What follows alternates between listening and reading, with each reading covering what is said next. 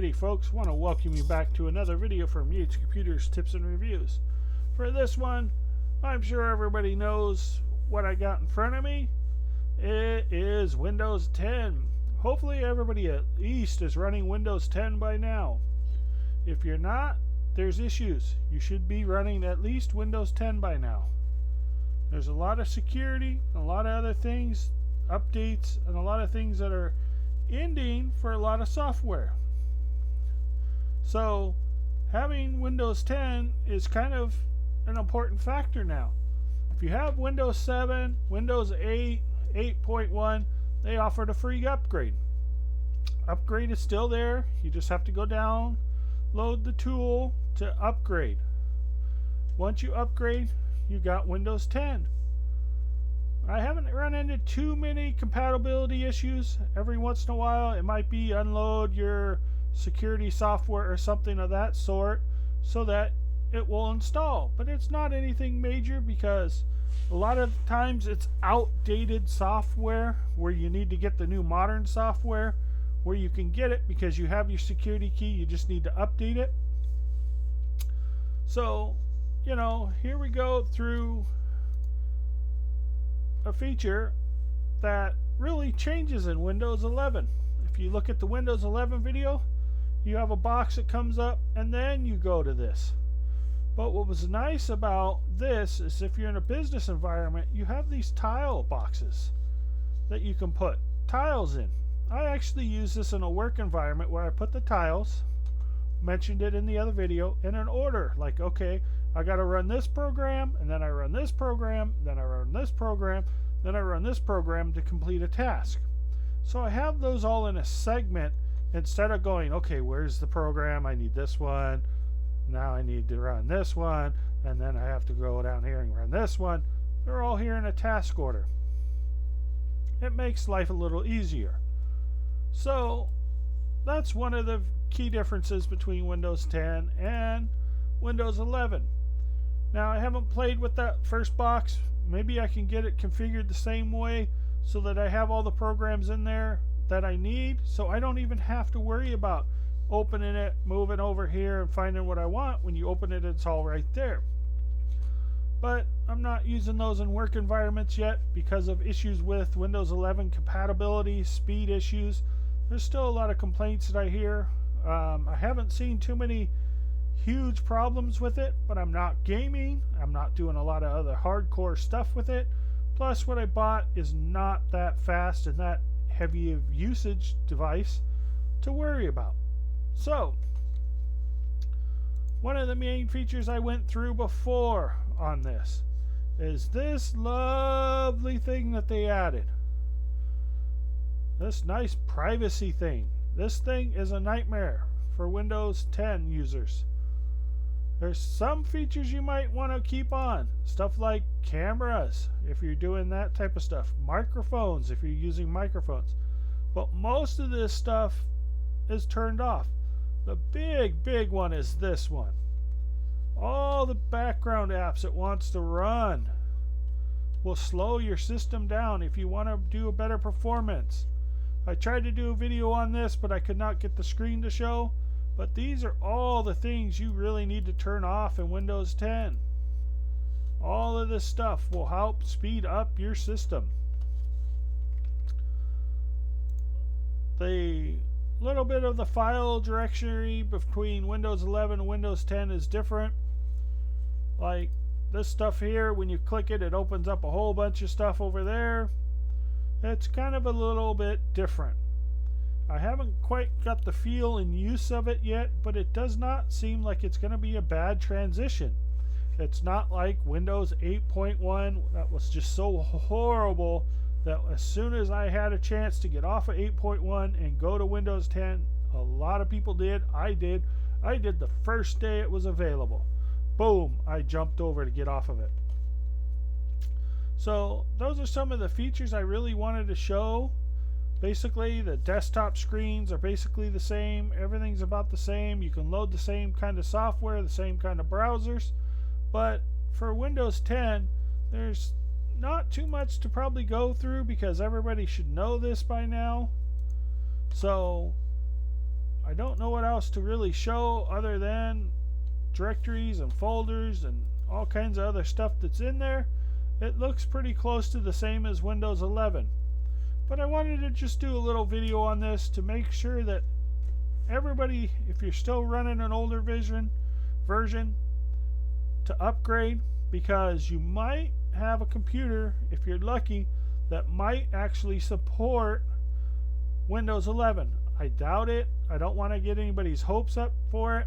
But if you upgrade to a Windows 10, you have until October of 2025 before the mainstream support. I don't know about extended support, if that's going to really continue, supposedly, but you don't get all the full updates. If you upgrade to Windows 10 and your computer supports Windows 11, then you'd have those free upgrades and you don't have to run out and buy a new one. Because I know, like in some businesses, you can actually, instead of buying the Windows 10, they were defaulting down to a Windows 7 because of certain software or certain regulations or certain standards that they did not want to get into a Windows 10 platform. They were happy with Windows 7 for some reason, and now that Windows 7 is unsupported, it's out of date, it's past end of life, you might have picked up a computer from someone that was running a Windows 7 that was actually a Windows 10 based system that should have been running Windows 10 that might actually support Windows 11. So this is really one of the recommendations that I have, especially security wise. If you're running Windows 7, get over to Windows 10, because the worst thing you want to do is wait till after the October date and then try to update. You can't update because now Windows 10 is out of support, so it's obsolete, so you can't even download the tools or updates or anything you're going to need to update to Windows 10. And who knows if you'll be able to update from Windows 7 to Windows 11. That's a huge jump. Maybe you'll have issues, who knows, but that's a huge technicality that I have not looked into. But do you really want to take a risk? Not to mention, you're probably running security software and other things that are out of date, and you have security problems. So I wanted to give this kind of a first look, hopefully, to people out there that maybe even if you're running an Apple software or something of that sort, so you can actually see what it is. I'm sure you've heard about all the hype about Windows 11 and all of that, so I wanted to touch on this and show you the difference. Now, the Windows 11 video, I had the box over here. When it first comes up, it comes up in the center. You have an option to move it. I like that, but it goes back to the same features I brought up before. I don't like that they add a feature and tell you if you don't like it, change it back. Imagine people like me that work in the field and you work on 150 computers and you're changing the same setting back over and over and over again, instead of allowing the user to have the choice to enable that feature to start with.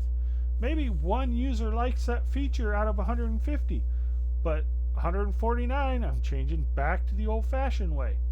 Kind of gets to a nuisance and a bother. I know there's some kind of imaging softwares and other things you can roll out, but I really don't like those because unless you have the exact same make, model, memory, everything, you can run into issues. Goes back to one of the issues I had before, is what I mentioned is when you bought a pre-installed operating system in some computers, they come in and they're corrupted and they're no good, and I have to restore them back to a Windows 10 clean installation. Wipe out everything that the manufacturer did and do an actual clean installation to clean up some of those messes because of that factors. So I wanted to touch on that also on this video, because to me that's a Windows 10 issue that I've run across that seems to be one of the main issues I've run across on pre-manufactured, pre-installed operating systems, is when you put it like on a domain and you log in as a domain user, it just kind of crashes. It won't go anywhere because there's something wrong in the pre-installed software. Once I do a wipe on it, a format, a reinstall of Windows 10 operating system from the original installation software, it works fine. From Microsoft original installation software, not from the manufacturer's recovery or anything like that. So I wanted to touch base on that in case you run into that issue with Windows 10. I think I'll wrap this one up. I just wanted to do a short comparison, quick view, because I did do a Windows 11 that will be coming out, so you can actually see the differences between the Windows 10 and Windows 11 environment. Hopefully everybody is already running Windows 10 at least. I don't know, hopefully everybody will soon be migrating over to Windows 11. So I'll wrap this one up and thank everybody for watching another video from Yates Tips and Yates Computers Tips and Reviews. So go ahead, hit the subscribe, hit the bell, let everybody know. Come on over, check out these videos. Alrighty, thank you very much.